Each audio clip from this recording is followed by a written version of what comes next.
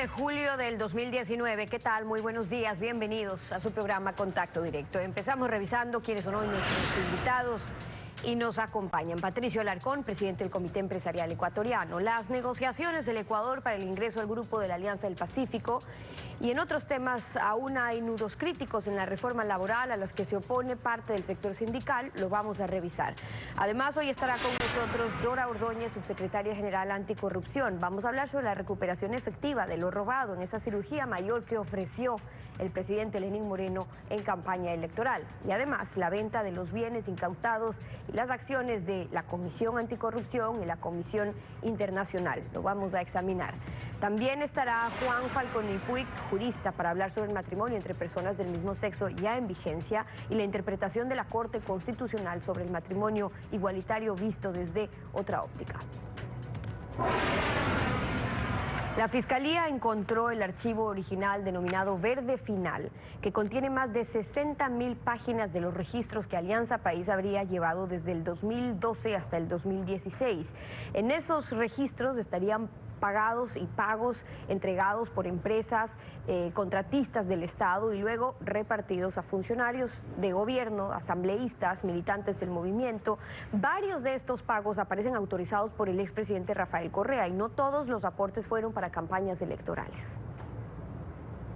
La información fue encontrada en oficinas de la Presidencia de la República durante los allanamientos del primer caso que se conoció como Arroz Verde. El computador de Laura Terán, ex asistente del despacho de Rafael Correa, contenía archivos con 63.000 páginas de registros detallados de los pagos que habría recibido Alianza País entre 2012 y 2016 por parte de empresas que luego se beneficiaron de contratos millonarios con el Estado.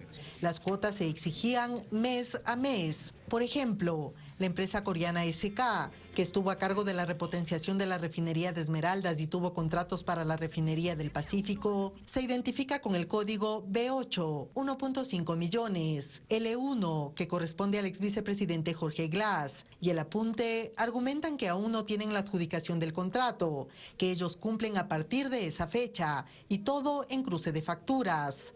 Otro, favor instrucciones. Y finalmente, un mes después, ya firmó el contrato, pero pide que esperemos a que él reciba el anticipo. Hay cientos de seguimientos como este. Del otro lado están las entregas a los militantes o funcionarios. Y al parecer, Rafael Correa los autorizaba. Aquí solo uno de cientos de registros. El ex asesor de Viviana Bonilla, Gustavo Bucaram, el 9 de agosto de 2016, recibió previa autorización de A1 RCD y pedido por Carlos Vaca para Rafael Contigo Siempre, 8 de agosto de 2016, $100.000. Laura Terán confirmó que A1 RCD es el código con el que identificaban al exmandatario. La fecha coincide con la campaña Rafael Contigo Siempre, que recaudó firmas para la reelección de Rafael Correa.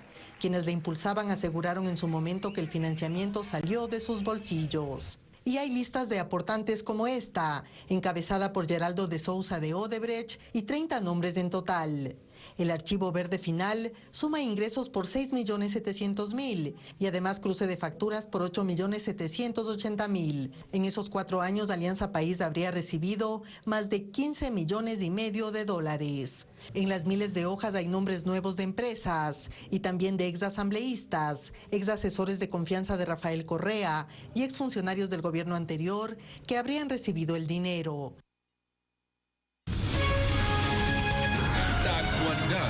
Los protagonistas, el análisis y la información en Contacto Directo.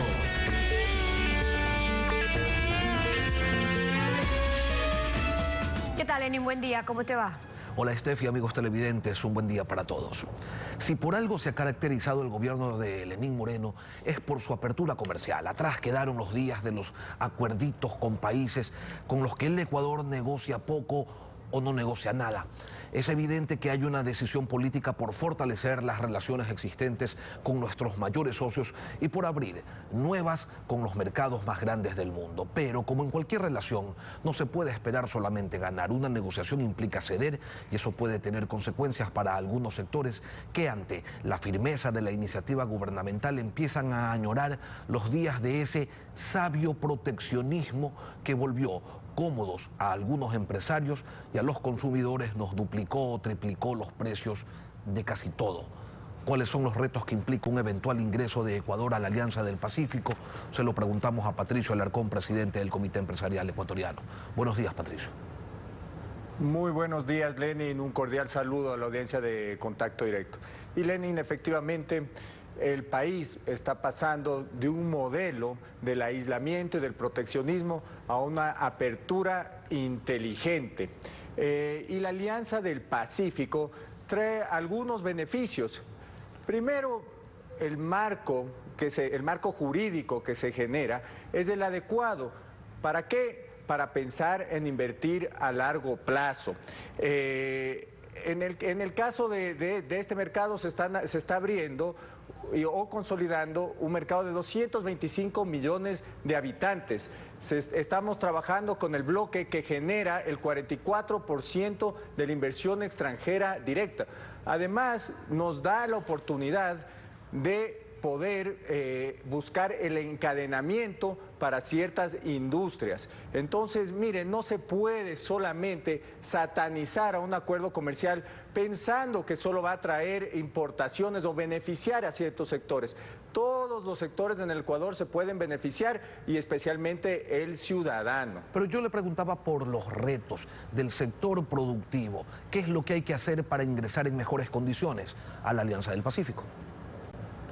Mire, ciertamente debemos analizar ciertos problemas que se pueden generar y yo estoy de acuerdo en la preocupación de los sectores industriales y para eso debemos trabajar en la competitividad del sector productivo, debemos promover que la industria trabaje en las mismas condiciones que nuestros vecinos, debemos enfocarnos en las reformas laborales, debemos enfocarnos en las reformas tributarias, debemos enfocarnos en conseguir créditos a mejores plazos, con mejores tasas. No podemos pagar aranceles en materias primas y bienes de capital. Le doy un ejemplo. Si es que una industria mexicana no paga un impuesto de salida de divisas, una industria ecuatoriana no debería pagar un impuesto de salida de divisas. Si es que una industria colombiana o peruana no paga aranceles en materias primas y bienes de capital, una industria ecuatoriana tampoco debería hacerlo. Lo segundo, debemos trabajar en una negociación inteligente. Mire, seguramente ya nos vamos a adherir en el próximo semestre como miembro asociado y eso implica que tenemos que llevar a cabo o adelante una negociación comercial con México. Los equipos negociadores tienen que buscar las mejores condiciones para los sectores sensibles, sectores siderúrgicos, sectores de la línea blanca, por darle un ejemplo. Y es importante proteger, y esto es muy importante, debemos proteger el capital, el patrimonio de los ecuatorianos que han arriesgado en este país. Además, mire, esta es una oportunidad y nosotros los empresarios debemos buscar nuevos negocios, el encadenamiento con México, el encadenamiento productivo. Mire lo que ha sucedido en el Perú. Se ha fortalecido la industria metalmecánica, están exportando maquinaria, específicamente en el nicho de alimentos, al bloque de la Alianza del Pacífico. Ahora, entonces, con Colombia, con Perú y con Chile ya hay acuerdos comerciales bajo el paraguas de la Comunidad Andina de Naciones. Falta México, país con el que tenemos una balanza comercial deficitaria de más de 500 millones de dólares. Usted habla de una negociación inteligente. ¿Cómo se lleva? ¿Cómo se desarrolla? ¿Cuáles deben ser las aristas a tomar en cuenta en esta negociación inteligente, tomando en cuenta que México tiene un tratado de libre comercio con Estados Unidos que ha potenciado muchas industrias en ese país? Mire, primero el potencial con México es enorme. Es al país que menos exportamos apenas 118 millones de dólares. A Colombia en exportaciones no petroleras llegamos a 800 millones de dólares, más de 300 al Perú, más de 300 a Colombia. Es un mercado de 120 millones de habitantes.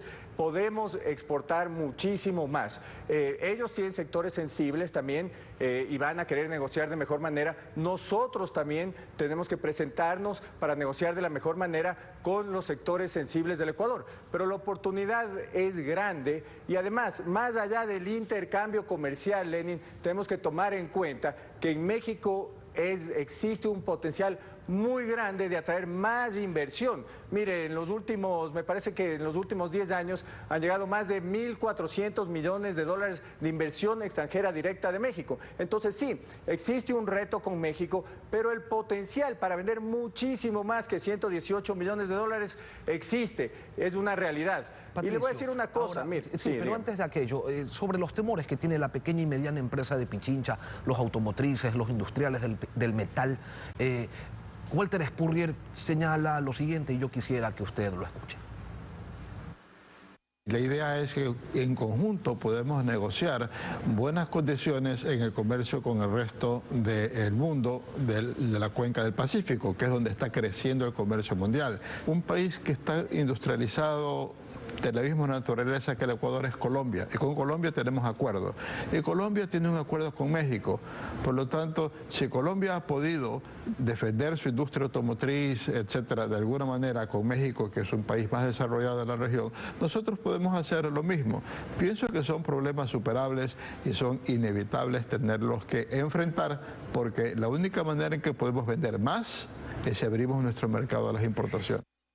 Cuando se desarrolló la negociación para llegar a un acuerdo comercial con la Unión Europea, existían los mismos o quizás más temores, incluso con mayor fundamento que los que ahora existen con México. Una negociación inteligente tiene que ir por el mismo andarivel que se llevó aquella con la Unión Europea. Mire, siempre en cualquier negociación de un acuerdo comercial van a existir sectores que se van a quejar, va a haber gente que se siente afectada. Sin embargo, hay que buscar nuevas oportunidades. Y mire, ¿qué ha pasado en Colombia con la firma de un TLC con los Estados Unidos, con la firma de un acuerdo comercial con los Estados Unidos? Los sectores sensibles y muchos sectores sensibles se han fortalecido. No ha pasado nada con la industria de la proteína, no ha pasado nada con la industria de los lácteos. En Perú se viene fortaleciendo la industria metalmecánica, que tiene un acuerdo de libre comercio con México. Y si revisamos qué es lo que sucede dentro del bloque de la Alianza del Pacífico, los países que mayor apertura tienen, como Chile y como Perú, son los países que más exportan y tienen una balanza comercial positiva. Entonces, mire, no hay que tenerle miedo a la apertura. Debemos siempre mantener una negociación inteligente, protegiendo el patrimonio y las fuentes de trabajo que generan los ecuatorianos. Sin embargo, esta ya es una decisión tomada y debemos trabajar proactivamente para sacar al Ecuador adelante, para atraer más inversiones, para vender más y para fortalecer ciertamente a los sectores sensibles en este momento. Ahora, a propósito de la búsqueda de mejorar la competitividad, de bajar los costos de producción del sector empresarial, se ha señalado que lo que ustedes están buscando, entre otras cosas, es mercados laborales desregularizados, sin salarios mínimos, sin indemnizaciones por despidos. Esto dijo Miguel García al respecto. Plantean los empresarios a través de estos voceros que despedir a los trabajadores no debería tener un costo si se despide antes del año y que cualquiera que sea el tiempo que laboren, si se les despide, el despido no puede superar el monto equivalente a 3 sueldos mensuales del trabajador. Plantean los señores que además de este salario mínimo de $394, que implica que al trabajador se le está pagando $2.46, les parece demasiado y plantean que se disminuya el salario mínimo para los jóvenes que recién entran a trabajar y que se disminuya más aún para los trabajadores del sector agrícola. ¿De qué estamos hablando? Por mejorar a un sector que es importante, ¿no se estarían afectando derechos adquiridos, Patricio? Mire, Lenin, en este momento, ¿en qué debemos trabajar? Debemos facilitar el acceso del trabajo formal a 5 millones de habitantes de la población económicamente activa. Todas las propuestas que se hicieron y las que se llegaron a un acuerdo en el Consejo Salarial y las nuevas propuestas que entiendo se están discutiendo en este momento, cálculo de la jubilación patronal, eliminación del visto bueno, contratación juvenil, por darle ciertos ejemplos. Todas las propuestas que se van a hacer, en absolutamente todas, se respetan los derechos de los trabajadores. No se afectan los derechos adquiridos en cuanto al pago de utilidades, vacaciones, 13º, 14º, horas suplementarias, horas complementarias. Lo que se necesita en este país es mejorar las condiciones para la vinculación de los trabajadores y ciertamente también bajar el costo absurdo de la desvinculación de un trabajador. No es posible que exista un periodo de 3 meses de prueba y que ya se deba pagar mínimo 3 sueldos. No es posible que se deba pagar mínimo 25 sueldos del rato de una desvinculación cuando una empresa está quebrada. No es posible que se tenga que pagar 25 salarios cuando un emprendimiento fracasa. Entonces tenemos que trabajar en mejorar las condiciones para que se pueda contratar a más gente. Pero y eso es un absurdo decir que no se respetan los derechos laborales. Sin estar quebrada y sin pasar ninguna situación extrema de carácter económico, desvincular a un trabajador? ¿Allí sí estarían dispuestos a pagar indemnizaciones o tampoco? Lo primero es que la ley no es retroactiva y los derechos de los trabajadores en este momento se respetarían. Las reformas laborales, y si se aprueban las reformas laborales, esto implicaría que empiezan una vez que se publiquen, empiezan a regir para las nuevas contrataciones. Y lo importante, Lenin, aquí es que se envíen las propuestas a la Asamblea. Yo estoy seguro que la mayoría de los ecuatorianos las va a apoyar porque no cuentan con un empleo formal, porque se sigue empeorando el índice de empleo adecuado, porque la economía está estancada, porque las ventas no crecen, las exportaciones están estancadas, no llega la inversión al país. La decisión política es la necesaria en este momento para enviar esas reformas a la Asamblea. Patricio Alarcón, presidente del Comité Empresarial Ecuatoriano, gracias por acompañarnos en Contacto Directo. Gracias, Lenin. Vamos a una pausa y al regresar estará Dora Ordóñez, subsecretaria general anticorrupción. ¿Cómo están recuperando lo robado y qué pasa con esos bienes incautados? Regresamos con eso. Quédese en nuestra sintonía. En consulta popular, el pueblo se pronunció para que se enmiende la Constitución, se sancione a los corruptos con inhabilidad para participar en política y con la pérdida de sus bienes. ¿Por qué? Para recuperar lo robado, que dentro de toda esta trama de corrupción es lo que la ciudadanía espera, hacer justicia y recuperar lo robado. Y para eso, Dora Ordóñez, subsecretaria general anticorrupción, bienvenida a Contacto Directo. ¿Para eso falta bastante? Buenos días, Stephanie, un saludo al país. Hemos empezado a recuperar lo robado. Es claro que 18,5 millones de dólares han sido recuperados para el país y se encuentran ya en el erario nacional.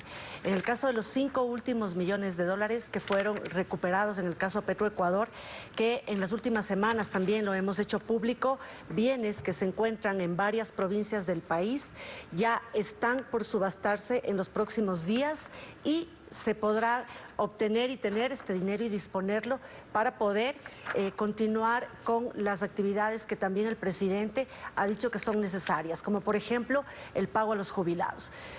Podemos pensar que 18,5 millones de dólares son pocos recursos. Sin embargo, esto representa el presupuesto de 90 juntas parroquiales de un año. Claro, sin duda, es un monto importante, pero desde la Secretaría Anticorrupción de la Presidencia han presentado estos resultados. Usted se refiere a esta recuperación de activos, que son 15 propiedades de estos 5 millones de dólares, pero desde febrero que crearon la Secretaría son ya 18, 19 millones. Bien, pero usted bien lo dice, son cifras en escala menor y yo añado versus lo robado, porque en cada sobreprecio de mega obras, inversiones, coimas, ahí está lo robado. ¿Han podido cuantificar cuál es la meta a recuperar de lo que ya se conoce?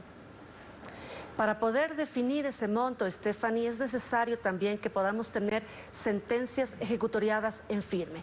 Y la discusión sobre el proceso judicial, esa es una discusión aparte, que además amerita una revisión integral. Y de eso se ha hablado muchísimo también. Pero Adicionalmente, nosotros estamos trabajando en un plan nacional de recuperación de activos en donde es necesario que confluyan varios espacios del poder político. Por ejemplo, la Asamblea Nacional con la aprobación de la Ley de Extinción de Dominio y Recuperación de Activos. Estamos trabajando con la iniciativa STAR, que es parte del Banco Mundial y las Naciones Unidas, en una propuesta de ley que es necesario se debata después de la Asamblea Nacional. Ya hicimos acercamientos con la Asamblea Nacional, hemos mantenido reuniones con el presidente César Litardo, también con la presidenta de la Comisión de Justicia, Jimena Peña, y hemos tenido la apertura en la Mesa de Justicia precisamente para poder aprobar esta ley. Ahora, usted hace referencia a algo que también es importante, porque dice, necesitamos tener esas sentencias ejecutoriadas. ¿Por qué? Yo reviso la ley cuando dice que aquellas personas que han sido condenadas, y ahí dice, con sentencia ejecutoriada por la comisión de delitos de peculado, enriquecimiento ilícito, concusión, etcétera, ahí dice, responderán con sus bienes hasta el monto de la reparación integral del Estado y la sociedad. Muchas sentencias aún no están ejecutoriadas cuando ha pasado ya hasta un año, casos emblemáticos, es decir, que en esos casos no pueden proceder.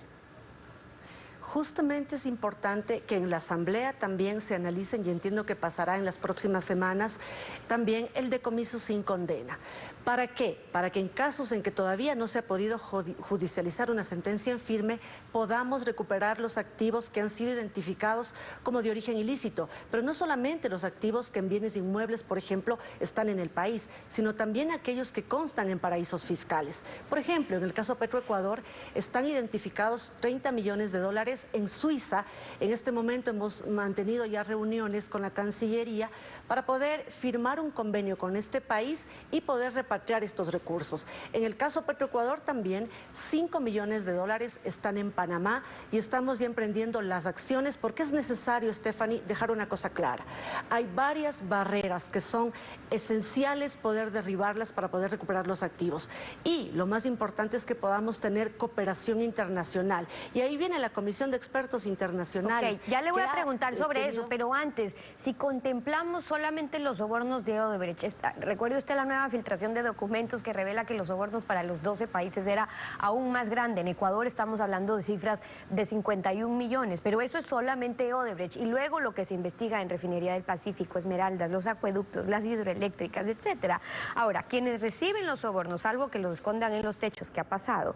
Usan testaferros, lavan, no está a su nombre ni en cuentas propias. ¿Cómo están trabajando también desde la comisión para llegar a ellos? Precisamente por eso la cooperación internacional es esencial. El mecanismo para poder seguir la ruta del dinero se está definiendo en función de las experiencias de otros países, ¿no? Stacy de la Torre, que es parte de la Comisión de Expertos Internacionales y además fiscal, que ha estado siendo parte de investigaciones como el caso Lavallato, como el caso Chapo Guzmán, es quien también generará una hoja de ruta y esta metodología para poder cooperar y coordinar con las instituciones internamente. Yo decía, cooperación internacional es importante, pero sobre todo superar las barreras internas. Fiscalía, Procuraduría, la Contraloría, la Secretaría Anticorrupción y otros entes del Estado estamos trabajando en un convenio que nos permita definir este mecanismo para recuperar estos activos. Insisto que esta no es una tarea sencilla, pero tampoco es imposible de conseguirla. No solo el Ecuador tiene esta dificultad, varios otros países también tienen que superar estas barreras que lamentablemente se han instaurado. Nosotros tenemos el apoyo de las Naciones Unidas para poder acompañar este proceso y venimos trabajando con ellos permanentemente. ¿Cómo está aportando ese apoyo de Naciones Unidas y de la... Sí.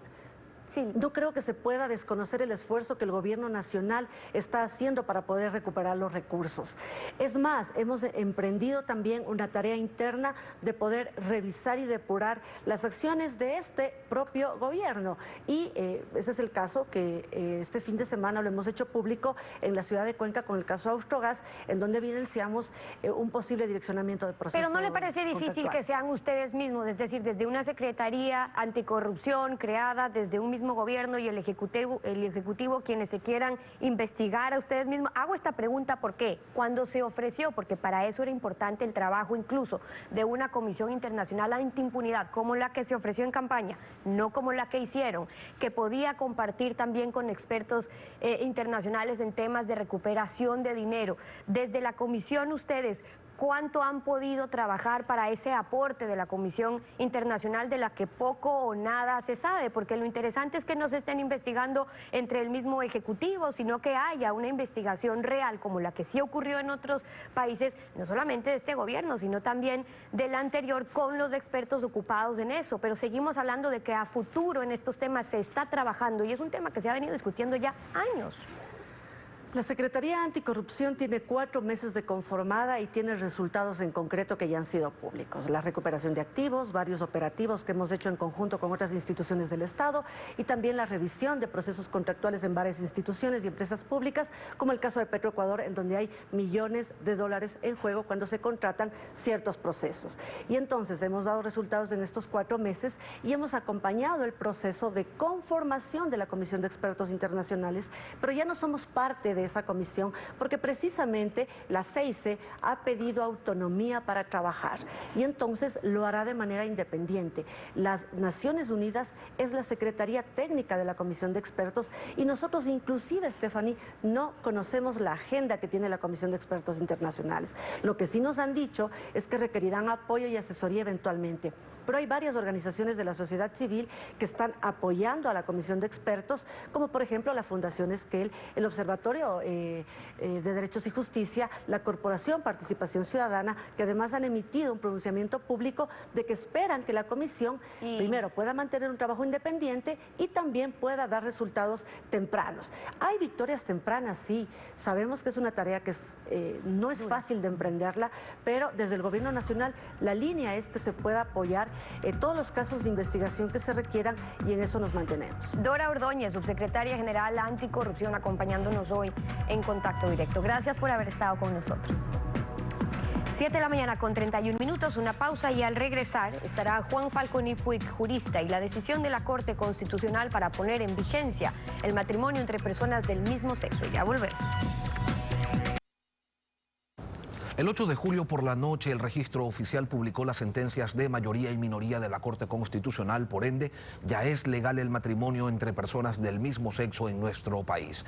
El registro civil ha publicado los requisitos para que puedan contraer matrimonio, que son los mismos que para una pareja heterosexual.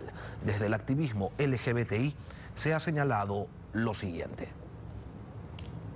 La sentencia es irreversible. Léase mis labios. Irreversible. ¿Sí? No se puede revertir. ¿Ya? Así que si quieren hacer consulta popular o hacer sus marchitas, la pueden hacer. Y si quieren hacer consulta popular, también están en todo su derecho de hacerlo. Eso pasa cerca de un año y medio. Y hasta eso vuelvo a repetir, ya nos hemos casado. ¡Puf! El pilo es LGBT. Imaginando que también llega a la Corte Constitucional eso, se van a topar de nuevo con los mismos 9 jueces de la Corte Constitucional, y recordemos que 5 de esos 9 jueces son jueces progresistas, así que es muy probable que esas preguntas ridículas se queden en la propia Corte Constitucional y no prosigan.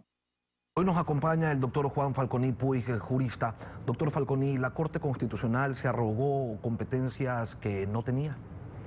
Buenos días, señor Artieda, a usted y a la teleaudiencia de este canal. Mire, yo creo que hay mucha confusión y se ha dicho mucho sobre este tema, que al final del día, jurídicamente, para mí es muy claro. Debo empezar por ser categórico en señalar que yo no me opongo a la unión homosexual, llámese unión civil, llámese unión legal, o aún, si quieren ponerlo, matrimonio heterosexual, porque tendrían que darle una connotación. No me opongo a eso. La igualdad hay que empezar por entenderla. La igualdad es una ficción jurídica, porque no somos iguales, no nacemos iguales, ni hay manera que las personas puedan ser igual, ni físicamente ni intelectualmente. Lo que tenemos todos es una igualdad de derechos ante la ley. Igualdad de derechos ante la ley, y yo agrego, que es lógico, en iguales circunstancias, porque no es igual un niño que un adulto, no es igual una mujer en estado de gravidez que una mujer mayor de edad, etcétera, etcétera. No hay manera de ser iguales. No es igual un americano rubio, ojos azules, de 2 metros, con un ecuatoriano o un latinoamericano de otras características físicas. Entonces, el tema se ha confundido porque la Corte Interamericana de Derechos Humanos, según la misma convención, no tiene facultades para reformar la convención. El tema es tan complicado ahí que esa convención, que viene del año 79, cuando estos derechos no estaban en discusión, que Ecuador se adhirió a la convención el año 84, cuando dentro del país tampoco estaban en discusión estos derechos, se pueden agregar, de acuerdo con la misma Convención Americana de Derechos Humanos, se pueden agregar nuevos derechos, pero para agregar nuevos derechos tiene que seguirse un proceso de enmienda o de reforma, artículo 67 por ahí de la Convención, y un proceso de enmienda, que puede ser una reforma, a petición de los Estados parte, o un proceso de dictar un protocolo que establezca nuevos derechos. Pero doctor, la Constitución ecuatoriana señala que en materia de derechos primará la legislación internacional que sea más beneficiosa. ¿No es ese el criterio que primó en la sentencia de la Corte? Exacto, pero y por eso digo yo, señor Artieda, y por eso empiezo por el lado de la Convención, que es la legislación internacional. Pero es tan importante esto que esa convención, que es materia de legislación internacional, es un tratado, está firmada por los jefes de Estado. Los jefes de Estado, a su vez, remiten al órgano interno, llámese Congreso, en nuestro caso hoy por hoy Asamblea, remiten el tratado para que en el ordenamiento interno el órgano legislativo lo ratifique o lo objete. Y lo mismo ocurre con la enmienda o con el protocolo adicional. Entonces, la Constitución reconoce esos nuevos derechos por esa vía. Pero tanto la Convención como la Constitución ecuatoriana, la Convención en el artículo 17, por ahí, y la Constitución ecuatoriana en el artículo 67 hablan del matrimonio entre un hombre y una mujer. Entonces, este derecho pudo haber sido ampliado para darle un reconocimiento a la unión homosexual, pero tendría que haber seguido el procedimiento normal, porque ni la Constitución ecuatoriana tiene facultad para reformar la Constitución, ni la Corte Interamericana de Derechos Humanos tiene facultad para reformar la Convención. El doctor Hernán Salgado, presidente de la Corte Constitucional, no se sumó a la mayoría y dejó en claro que el juez constitucional no es un legislador y menos un legislador constituyente. Por su parte, el doctor Rafael Ollarte, en relación a este fallo, nos ha indicado lo siguiente. Lo invito a escucharlo. Genera un precedente peligroso. Esto ya se utilizó en Bolivia. En Bolivia, donde la Constitución indica que tienes tú una elección y una reelección inmediata, el Tribunal Constitucional Plurinacional hizo lo mismo que la Corte ecuatoriana. Dijo, bueno, pero tengo una convención americana que señala el derecho a ser elegido sin ninguna limitación y por lo tanto voy a hacer convivir la Constitución con la convención americana. Esto abre la puerta a que el día de mañana las Cortes y Tribunales Constitucionales en Ecuador tengan a su disposición la Constitución. Lo que ha hecho la Corte Constitucional es mutar a la Constitución de modo irregular, es decir, modificar una norma constitucional sin alterar el texto. Doctor Falconi, no hay problema en que se reconozcan más y nuevos derechos. El problema está en la vía que se utiliza, le pregunto.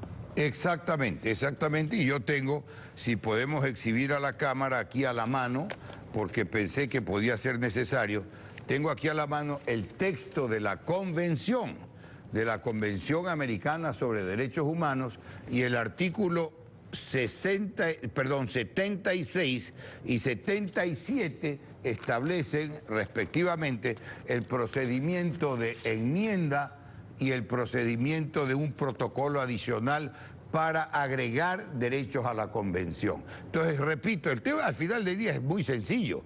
Ni la Corte Interamericana, y no es cuestión de neoconstitucionalismo o positivismo, ni la Corte Interamericana tiene facultades legislativas a nivel internacional, ni la Corte Constitucional ecuatoriana tiene facultades legislativas a sí mismo. Porque ¿en qué queda esta división clásica de poderes?